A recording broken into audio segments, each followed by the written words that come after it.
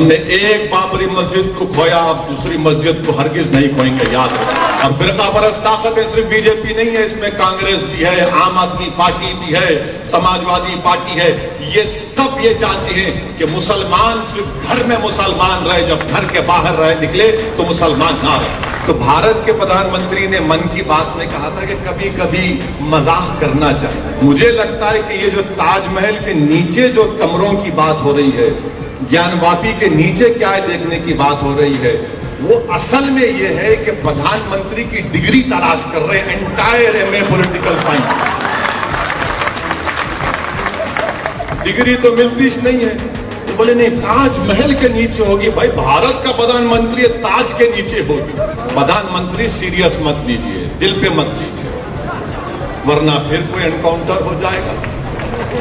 اور میڈیا والوں سے بول رہے کہ ہم نے جوک کیا، آپ کے بادشاہ سلامت کے تعلق سے مذاق کیا، دل پہ مت لیجئے۔ آج کی اس تقریر کے بعد شام میں 6 بجے سے ہمارا نکاح شروع ہو جائے گا، تو روز کی عادت ہے، بغیر ہمارے دکھائے ان کا ٹی وی بکتا نہیں ہے۔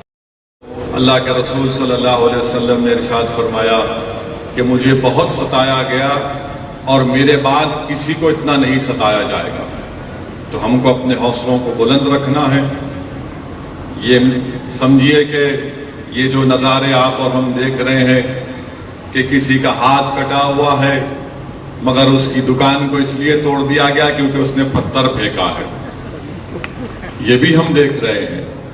ہم یہ بھی دیکھ رہے ہیں کہ کسی کو پتھر پھینکنے کے الزام میں اس کے گھر کو، اس کے دکان کو، کاروبار کو ختم کر دیا جاتا ہے، کبھی گودام کو توڑ دیا جاتا ہے۔ مگر ہم کو یہ یاد رکھنا ہے کہ شعیب بن ابی طالب میں 3 سال رسول اللہ صلی اللہ علیہ وسلم اور صحابہ کرام کا سماجی بائیکاٹ کیا گیا تھا، 3 سال تک۔ مگر اللہ سبحانہ و تعالیٰ نے کامیاب حق کو کیا۔ ہم کو اس بات کو بھی یاد رکھنا ہے کہ احد کا میدان ہے اور اللہ کے رسول صلی اللہ علیہ وسلم کے دندان مبارک شہید ہوئے۔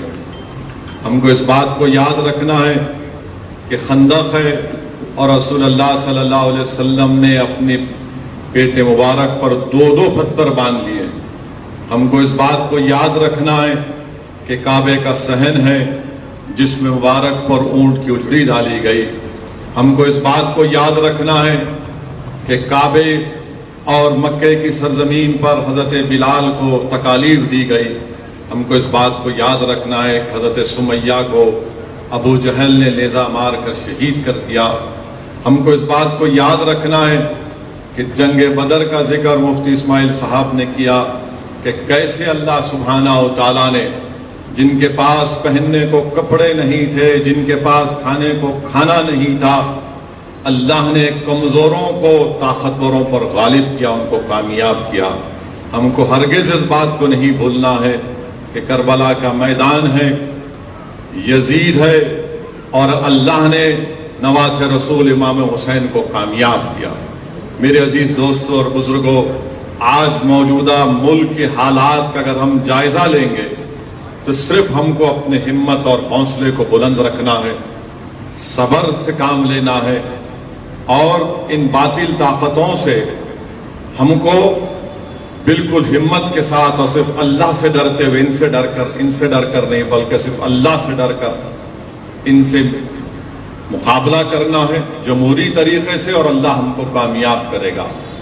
کیونکہ اگر ہم مایوس ہو جائیں گے مشکلات کا سامنا کرنا پڑے گا، اور ہم مشکلات کا سامنا کرتے آئے، بلکہ میں تو اس سرزمین میں کھڑا ہوں جہاں پر وطن عزیز میں اگر سب سے زیادہ فسادات ہوئے تو اسی سرزمین پر ہوئے، سب سے زیادہ، چاہے وہ 69 کا فساد ہو، 1980 کا فساد ہو، شہادت بابری مسجد کے بعد کا فساد ہو، 2002 کا وہ جنوسائیڈ ہو، مگر میں سلام کرتا ہوں اس سرزمین پر بسنے والے لوگوں کو کہ انہوں نے ہمت سے سینہ تان کر آج بھی زندہ ہیں اور فخر کے ساتھ اپنی زندگی گزار رہے ہیں۔ تو میں آپ سے صرف یہی گزارش کرنے آیا ہوں کہ آپ جیالے ہیں، اور آپ ایسی سرزمین پر ان اندھیروں میں ایمان کے شمع کو اللہ کے فضل و کرم سے اللہ نے آپ کے ذریعے سے اس شمع کو اللہ جلائے رکھا ہے۔ میری آپ سے یہی گزارش ہے کہ آپ ایک سیاسی طاقت بنیے، آپ ایک سیاسی قوت بنیے۔ اس بات کو میری آپ ذہن نشین کر لیجئے، ہو سکتا ہے کہ بہت سو کو میری اس بات سے اتفاق نہیں ہوگا، مگر میں آپ کو پوری ذمہ داری کے ساتھ کہہ رہا ہوں کہ جس وطن عزیز کے لیے ہم نے اپنا خون پسینہ بہایا، جس وطن عزیز کو آزاد کرانے کے لیے ہمارے علماء کرام نے جہاد کا فتویٰ دیا، سولی پر چڑھ گئے، مالٹا کی جیل میں مصائب اور مشکلات کا سامنا کیا، جس وطن عزیز کے لیے ہمارے علماؤں کو جیل کی صحبتیں کاٹنی پڑی، آج ہمارے وطن عزیز میں ہم سے یہ کہا جا رہا ہے کہ تمہاری بات کو نہیں سنا جائے گا۔ میرے عزیز دوستوں اور بزرگوں، اگر ہم خاموش بیٹھ جائیں گے تو یاد رکھیے ہم ان مجاہدین آزادی کو خراج عقیدت نہیں بلکہ ہم ان کو دھوکہ دے رہے ہیں، ان کی روحوں کو دھوکہ دے رہے ہیں، بلکہ ان کی قربانیوں کو زندہ رکھنا ہے تو ہم کو ایک زندہ رہ کر اپنے مسائل کو جمہوری طریقے سے بے باکی کے ساتھ اور اپنے حوصلہ اور ہمت کو بلند کر کے ہم کو اپنے مسائل کو حل کرنا ہے۔ اور میری اس بات کو آپ ذہن نشین کر لیجئے کہ وطن عزیز میں مسلمان حکومت کو نہیں بدل سکتا، وطن عزیز میں مسلمان کسی حکومت کو نہیں بدل سکتا، یہ دھوکہ آپ کو دیا جا رہا ہے۔ اور ہم ہمیشہ یہ بات سمجھتے تھے کہ ہمارا ووٹ بینک ہے، آپ کا کوئی ووٹ بینک کبھی نہیں تھا، نہ ہے نہ کبھی رہے گا۔ اس ملک میں ہمیشہ اکثریتی طبقے کا ووٹ بینک تھا، ہے اور رہے گا، مگر آپ کو یہ دل نشین اور دل فریب باتوں میں الجھا کر آپ کو دھوکہ دیا جاتا رہا ہے کہ آپ کا ووٹ بینک ہے، آپ کا کبھی ووٹ بینک نہیں رہا۔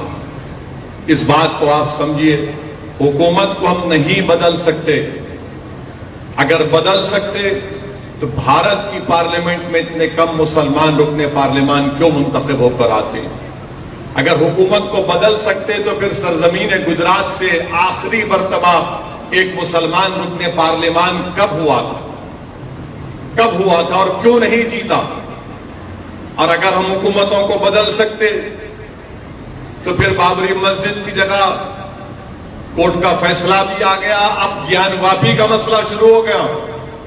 تو یاد رکھیے میری اس بات کو، آپ کو پورا آپ کو اجازت ہے کہ آپ میری بات سے متفق نہ ہو، مگر میں بحیثیت ایک سیاست کے طالب علم کے، میں علماؤں کی موجودگی میں کہہ رہا ہوں جن کے سینے میں اللہ اس کے رسول کا کلام محفوظ ہے، میں سیاست کا طالب علم ہوں، جو میں نے سیکھا اور سیکھ رہا ہوں وہ مجھے کہہ رہا ہے کہ ہم حکومت کبھی نہیں بدل سکتے۔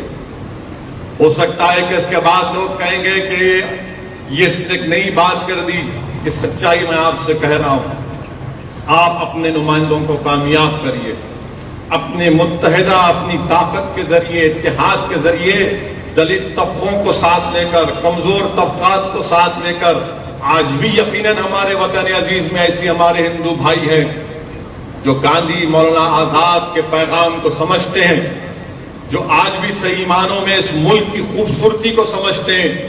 اس ملک کی خوبصورتی کیا ہے؟ اس میں بے شمار مذاہب کے ماننے والے ہیں، بے شمار زبانیں بولی جاتی ہیں، وہ اس خوبصورتی کو سمجھتے ہیں اور اس کی حفاظت کرنا چاہتے ہیں۔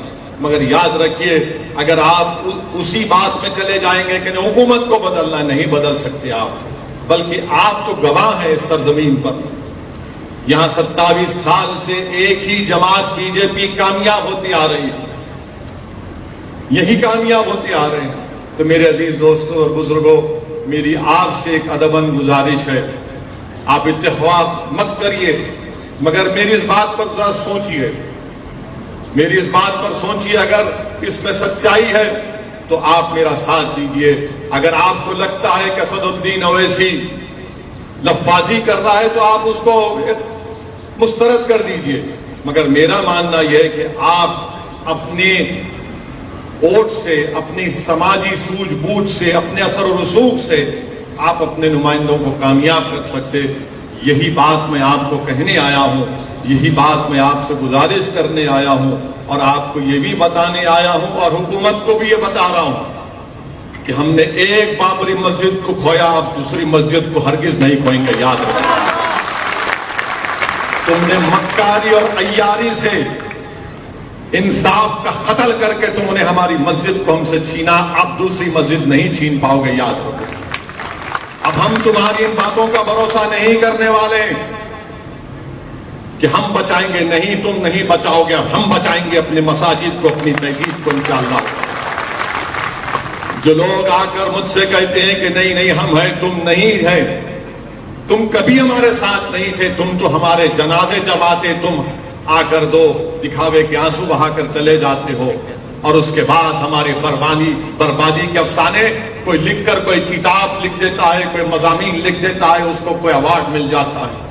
میرے عزیز دوستوں اور بزرگوں، میں آپ کے درمیان میں ذمہ داری کے ساتھ کھڑے ہو کر کہہ رہا ہوں کہ گیان واپی مسجد تھی اور ہے اور رہے گی انشاءاللہ تعالی۔ 1991 کا قانون یہ کہتا ہے کہ 15 اگست 1947 کو جو مسجد مندر تھی وہ برقرار رہے گی، اور اگر کوئی اس کے نیچر اور کیریکٹر میں تبدیلی پیدا کرنا چاہے گا تو 91 کا پارلیمنٹ کا قانون کہتا ہے کہ ان پر کیس بک کرو، جیل بھیجاؤ، اور اگر کورٹ نے فیصلہ دیا تو 3 سال کی سزا ہے۔ تو یہ اس چیز کو آپ کو سمجھنا ہے۔ چوتھی چیز میں آپ کو بتانا چاہ رہا ہوں کہ یہ جو فرقہ پرست طاقتیں ہیں، اور فرقہ پرست طاقتیں صرف بی جے پی نہیں ہے، اس میں کانگریس بھی ہے، عام آدمی پارٹی بھی ہے، سماجوادی پارٹی ہے، یہ سب یہ چاہتے ہیں کہ مسلمان صرف گھر میں مسلمان رہے، جب گھر کے باہر رہے نکلے تو مسلمان نہ رہے۔ میں تھالی مارنے کے لیے نہیں کہہ رہا ہوں، ان کا مقصد ایک ہی ہے کہ آپ مسلمان رہیں تو صرف گھر میں رہیں، گھر کے باہر جب نکلو گے تو ہماری تہذیب کو تم کو احترام کرنا پڑے گا۔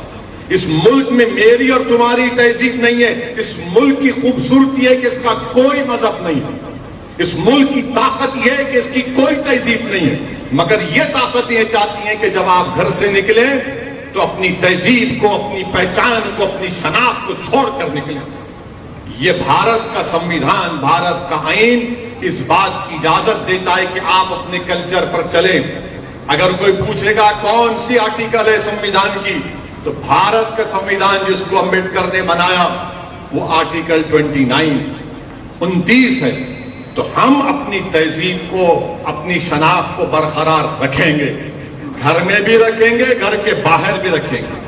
اور جو میں بات آپ سے کہہ رہا تھا کہ حکومت نہیں بدل سکتے، کوئی پوچھے گا کہ بتاؤ ویسے اس کی مثال دو، ثبوت دو، پروف دو۔ گیان واپی مسجد کا مسئلہ چل رہا ہے، کیا کانگریس بولتی ہے؟ کیا سماجوادی پارٹی بولے گی؟ کیا بی ایس پی بولی؟ کوئی نہیں، سب خاموش بیٹھے ہیں۔ یہ اس لیے خاموش بیٹھے ہیں کہ آپ کا ووٹ بینک نہیں ہے، آپ کا ووٹ بینک نہیں ہے، نہ آپ کا ووٹ بینک تھا کبھی۔ یقیناً مجھے اندازہ ہے کہ میرے آج کی اس تقریر کے بعد شام میں 6 بجے سے ہمارا نکاح شروع ہو جائے گا، تو روز کی عادت ہے، بغیر ہمارے دکھائے ان کا ٹی وی بکتا نہیں ہے، مگر سچائی یہی ہے۔ کیوں نہیں بولتے بھائی آپ؟ اگر آپ بی جے پی سے علیحدہ ہیں، مختلف ہیں، تو بولو نا، بولیے۔ نہیں بولیں گے، اس لیے نہیں بولیں گے کہ ان کو معلوم کہ مسلمان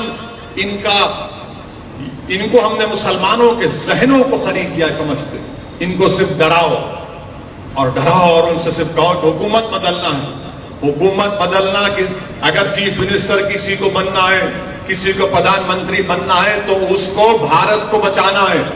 اگر وہ اپنی پارٹی کو بچائے گا تو بھارت کمزور ہو جائے گا، یاد رکھو۔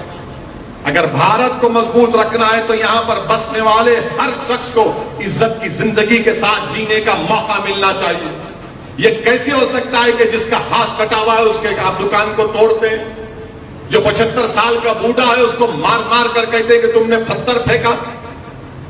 یہ کون سی عزت ہم کو دی جا رہی ہے کہ بغیر کوئی قانونی کارروائی کے ہمارے گھروں کو توڑ دیا جاتا ہے، مسجد کے سامنے کی گیٹ کو توڑ دیا جاتا ہے، بازو دوسری عبادت کا ہے ہاتھ نہیں لگایا جاتا، خبر کو مسمار کر دیا جاتا، سامنے کسی اور کی عبادت کا ہے، بھارت کی دارالحکومت دلی میں کچھ نہیں کیا جاتا اور کوئی نہیں بولتا۔ کوئی نہیں بولتا. ہم جب دلی میں تھے, میں گیا تو رات میں کسی نے مجھ سے کہا کہ کیا اویسی تم بھی نہیں آؤ گے؟ میں نے کہا میں آیا اسی لیے ہوں. تو بولے آپ آ کر جاؤ, اس مسجد میں آؤ اس مسجد میں آ کر آپ دیکھو کہ سامنے مسجد کے سامنے دیوار کو اور گیٹ کو منہدم کر دیا گیا. میں رات میں گیا وہاں پر, مگر میرے عزیز دوستوں اور بزرگوں, یہ اسد الدین اویسی ایک سے ہونے والا کام نہیں ہے, اور اللہ مجھ سے اگر کام لے رہا ہے تو اللہ کا کرم ہے. میں یہاں پر بیٹھ کر میری تعریف میں بہت جملے سنا. اللہ مجھے معاف کرے, کیونکہ تعریف صرف اللہ کی ہو سکتی اور کسی کی نہیں ہو سکتی, اور اللہ نے مجھے موقع دیا, عزت دیا, تو اللہ کا کرم ہے. یہ دعائیں ہیں اولیاء اللہ کی, یہ صدقہ ہے نبی کریم صلی اللہ علیہ وسلم کا, یہ اہل دل کی توجہ ہے مجھ پر کہ اس جیسا ادنا شخص گناہگار کچھ بول سکتا ہے ایوانوں میں, باطلوں کے سامنے, ظالموں کے سامنے. تو میرے عزیز دوستوں اور بزرگوں, آپ مجلس کو اپنائیے, آپ مجلس کو مضبوط کریے. آپ اسد الدین اویسی کا ساتھ مت دیجیے, آپ صابر بھائی کا ساتھ مت دیجیے, بلکہ آپ ایک مرتبہ اپنا ساتھ دیجیے, آپ ایک مرتبہ اپنا ساتھ دیجیے. علامہ اقبال نے کیا خوب کہا تھا اس شعر میں کہ اگر تو میرا نہ بن سکا تو اپنا بن. نہیں, کیا کہا تھا علامہ اقبال نے کہ اپنے من میں ڈوب کر پا جا سراغ زندگی. تو اگر میرا نہ بن سکا تو اپنا تو بن. اور آخری بات کہ ہاں الزام مجھ پر لگتا ہے اور لگتا رہے گا, مگر الزام لگانے والوں یاد رکھو یہ دنیا فانی ہے, تم کو بھی جواب دینا پڑے گا اللہ کے سامنے, میں بھی کھڑا رہوں گا, تم کو اللہ کے دربار میں ان الزامات کا جواب دینا پڑے گا. مجھے تمہارے الزام کی کوئی فکر نہیں, تم جتنا جی بھر کے الزام لگاتے لگاؤ. تم اپنے سیاسی آقاؤں کو خوش کرنے کے لیے, اپنے نمبرات کو بڑھانے کے لیے تم الزام لگا رہے ہو. میں جو کام کر رہا ہوں اللہ میرے دل کا حال جانتا ہے. میں اللہ کی خوشنودی کے لیے, اللہ کو راضی کرنے کے لیے, اپنا خاتمہ ایمان پہ کرنے کے لیے میں جدوجہد کر رہا ہوں. کامیابی آج نہیں ملی, کل ملے گی. اگر کل بھی نہیں ملے گی تو حشر کے میدان میں مجھے ملے گی انشاءاللہ تعالی. مجھے اپنے اعمال پر بھروسہ نہیں ہے, مجھے اللہ کی رحمت پر بھروسہ, مجھے اللہ کی فضل پر بھروسہ ہے. اور یہی چیز ہے جو ہم کو یہاں تک لے کر آئی. اگر اسد الدین اویسی حیدرآباد کو چھوڑ کر گجرات کو آتا ہے, بہار کے سیمانچل کو جاتا ہے, راجستھان کو جاتا ہے, تو کیا چیز ہے؟ یہی چیز ہے کہ یہ وقت ایسا ہے کہ آپ کو جمہوریت میں اپنی آواز کو, اپنے نمائندوں کو کامیاب کرنا. لوگ بہت سی باتیں کرتے ہیں, ارے کیا کر لیں گے آپ. میرے عزیز دوستوں اور بزرگوں, بھارت کی پارلیمنٹ میں 540 کے ایوان میں صرف 2 رکن پارلیمان ہیں, میں اور امتیاز جلیل. اور اللہ کا اتنا بڑا کرم اور اللہ کا فضل ہے کہ اللہ ارحم الراحمین ہے کہ جب کبھی بھی ہم کھڑے ہو کر 5-6 منٹ کے لیے غریب اور مظلوم عوام کے انصاف کے لیے وہ آواز اٹھاتے ہیں, تو پورا پارلیمنٹ کھڑے ہو کر بیٹھ کر سنتا ہے کہ اب یہ کیا بولنے والے ہیں, سنو. میرے عزیز دوستوں بزرگوں, کیا گجرات کی ودھان سبھا میں ہم یہ مزاج نہیں پیدا کر سکتے؟ کیا گجرات کی ودھان سبھا میں جب آپ کے نمائندے جائیں گے تو آپ کی آواز, آپ کے مسائل, آپ کی تکلیف کا اظہار کریں گے, حکومت سے اس کا سوال جواب طلب کریں گے. مگر صرف ووٹ ڈالنا, ووٹ ڈالنا, ووٹ ڈالنے سے کچھ نہیں ہوتا. جیتنا اصل مقصد ہے. ہم صرف ووٹ ڈالنے والے بلکہ ووٹ لینے والے نہیں بن رہے. جب ووٹ لینے کا معاملہ آتا, نہیں یہ بی ٹیم ہے, یہ فلاں ملا ہوا ہے, یہ ان سے ملا ہوا ہے, ان سے ملا ہوا ہے. میں آپ سے اپیل کر رہا ہوں کہ ان کے کوئی دلائل میں سچائی نہیں ہے. یہ صرف بوکھلاہٹ کا شکار ہو کر اپنی انانیت میں اور اپنی عزت اور اپنی طاقت کو, جو طاقت جو ان کو اللہ نے دی, وہ سمجھتے ہیں کہ اپنے لیے استعمال کریں گے. میرے عزیز دوستوں اور بزرگوں, آپ متحد رہیے. یہاں پر بے شمار مسائل ہیں, بہت سے مسائل ہیں. ابھی ہمارے کو بتایا گیا کہ ولی گجراتی کی خبر کو 2002 کے فسادات میں مسمار کر دیا گیا. جب کورٹ نے کہا کہ بناؤ تو وہاں پر کانگریس کی چیئرمین تھا, نہیں بنایا گیا, نہیں بنایا گیا. اب تو کانگریس پارٹی میں احمد پٹیل صاحب مرحوم کہ اس دنیا سے چلے جانے کے بعد تو کوئی نام کا بھی وہاں پر کوئی نہیں. مگر یہی لوگ ہیں, کمزور لوگ ہیں, ان کا کام صرف یہی ہے کہ الزام لگاؤ. یہ ڈراؤ وہ بی ٹیم ہے، وہ فلاں ہے، امکا ہے۔ میرے عزیز دوستوں اور بزرگوں، آپ سے پھر سے کہہ رہا ہوں کہ آپ اپنے نمائندوں کو کامیاب کر سکتے ہیں۔ آپ متحد ہو جائیے، اپنے نمائندوں کو کامیاب کریے اور اللہ سبحانہ و تعالیٰ سے پوری امید رکھیے۔ ہم کو نا امید ہونے کی ضرورت نہیں ہے۔ اللہ قرآن میں فرماتا لا تقنطوا من رحمت اللہ، کہ میری رحمت سے مایوس مت ہو۔ یہ حالات ہیں، بدلیں گے حالات، یاد رکھیے آپ، جو دنیا میں آیا وہ جائے گا، وہ دنیا میں آیا وہ جائے گا ایک دن، اور ہم کو اللہ سے پوری امید رکھنی ہے۔ مجھے یہاں پر جب میں بیٹھا تھا تو مجھے بانی دیوبند کا ایک شعر یاد آیا۔ علماء کرام مجھے معاف کریں کہ بانی دیوبند نے کہا تھا، فرمایا تھا کہ مدد کر اے کرم احمدی، کہ تیرے سوا قاسم بیکس کا کوئی نہیں ہے کارساز۔ میرے عزیز دوستوں اور بزرگوں، ہم کو اپنے اللہ سے رشتے کو، رسول اللہ صلی اللہ علیہ وسلم سے نسبت کو مضبوط رکھنا، اور جب یہ رشتہ مضبوط ہوگا، ان تمام لوگوں کے چہرے آپ کے سامنے آ جاتے ہیں جو مختلف باتیں کرتے ہیں، مختلف پروگرام ان کے ہیں، مگر اب یہ جو ملک میں جو مسائل ہیں، یاد رکھیے میری اس بات کو، یہ اندھیری رات لمبی رہنے والی ہے، یہ اندھیری رات لمبی رہنے والی ہے۔ اگر اس اندھیری رات میں آپ کو چراغ جلانا ہے تو آپ ایک سیاسی نمائندوں کو کامیاب کریے جو آپ کی آواز بن کر جائیں گے، جو آپ کے مسائل کو اٹھائیں گے۔ اللہ ہی جانتا، غیب کا حال تو اللہ جانتا ہے، مگر جو ہم کو سمجھ میں آ رہا ہے، یہ حالات اور بڑھیں گے، یہ تمام چیزیں اور بڑھتی جائیں گی، مگر ہم کو ہمت کو بلند رکھنا ہے۔ اور میں ختم کرنے سے پہلے مجھے کسی نے ایئرپورٹ پر پوچھا کہ یہ ڈیمولیشن کیوں ہو رہا ہے، یہ تاج محل کے نیچے کیوں دیکھا جا رہا ہے، یہ گیان واپی کے نیچے کیوں دیکھا جا رہا ہے؟ تو بھارت کے پردھان منتری نے من کی بات میں کہا تھا کہ کبھی کبھی مزاح کرنا چاہیے، جوک کرنا چاہیے۔ سنا ہوگا آپ نے من کی بات، کہا تھا کہ کبھی کبھی لطیفہ بولنا چاہیے۔ تو آخری بات کہہ کر ختم کرتا ہوں، مجھے لگتا ہے کہ یہ جو تاج محل کے نیچے جو کمروں کی بات ہو رہی ہے، گیان واپی کے نیچے کیا ہے دیکھنے کی بات ہو رہی ہے، وہ اصل میں یہ ہے کہ پردھان منتری کی ڈگری تلاش کر رہے ہیں، entire M A political science. Degree تو ملتی نہیں ہے، تو بولے نہیں تاج محل کے نیچے ہوگی۔ بھائی بھارت کا پردھان منتری تاج کے نیچے ہوگی، بھارت کا پردھان منتری گیان واپی کے نیچے ہوگی۔ پردھان منتری سیریس مت لیجئے، دل پہ مت لیجئے، ورنہ پھر کوئی انکاؤنٹر ہو جائے گا۔ اور میڈیا والوں سے بول رہے کہ ہم نے جوک کیا، آپ کے بادشاہ سلامت کے تعلق سے مذاق کیا، دل پہ مت لیجئے۔